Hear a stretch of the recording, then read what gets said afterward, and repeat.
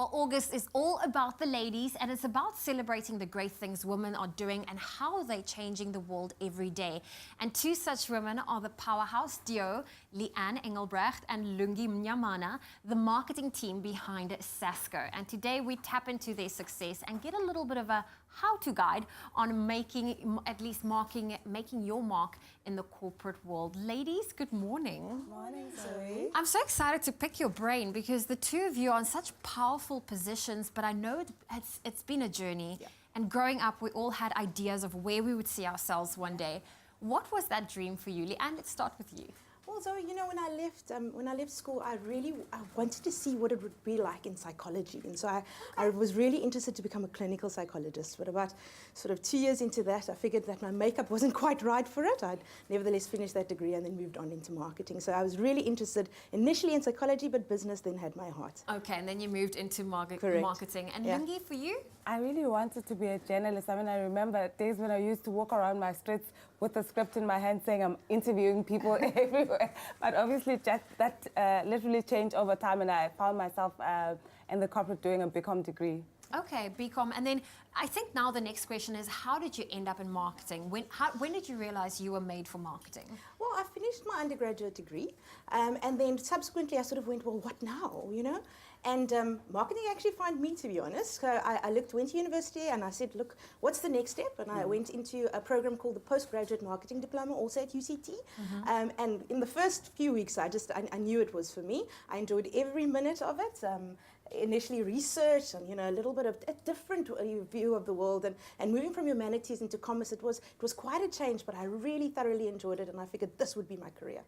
And Lungi, Well, as for me, I started in market research, servicing clients in FMCG that are marketers, and the more time I spent with them, the more curious and interested I was in their jobs, and eventually found myself crossing over and did a postgraduate marketing through AAA School of Advertising, and that's how I came in. It's very interesting. What would you ladies say, given that you've tapped into other industries before going into marketing? For someone that's interested in going into marketing, what type of personality or traits should they have to succeed? For me, I think, Zoe, you have to be someone who's curious, because there's a lot of things that are happening that affect how you perceive the market and the work that you do.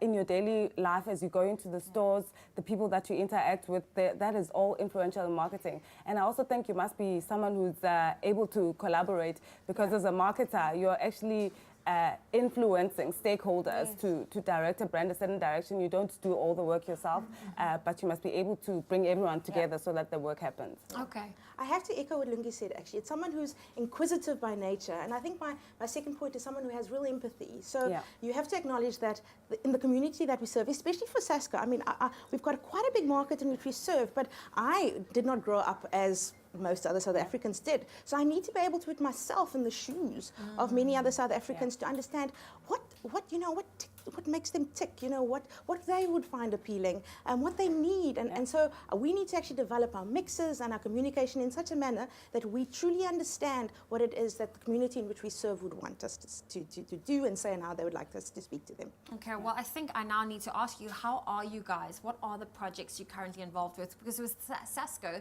you guys are pioneering quite a big number of projects to impact the community. So, let's start with Leanne. Well, there's a fantastic project which we run called CS Designer. I think last time we spoke about it as well, Zoe. CS Designer stands for We Are Helping Each Other.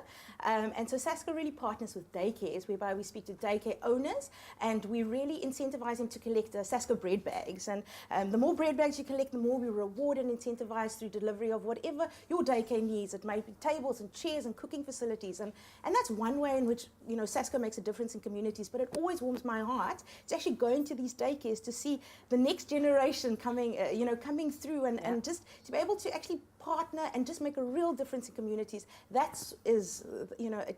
It's the most special project for me. That's very incredible. And Lungi, for you? And for me, it's also, as the Sasko brand belongs in a company called Pioneer Food. So we're part of a bigger corporate that shares exactly the same values as this brand. I mean, we have a student program where we sponsor students that go into varsity, and being able to be part of a business that does that work of mentoring and making sure that students go into corporate and see things and they're mentored along their path is quite valuable. We get involved in these projects and being able to mentor other students before they even come out of varsity. Yeah, sure. That's absolutely incredible. Well, ladies, thank you so much for joining us this morning and for sharing some insights into your journey. And there you go, ladies. Go out there and take over the world like Lungi and Leanne. And to those that are already moving and shaking it up, why not start mentioning and mentoring the next generation of powerful women? Sasko, baking together since 1930.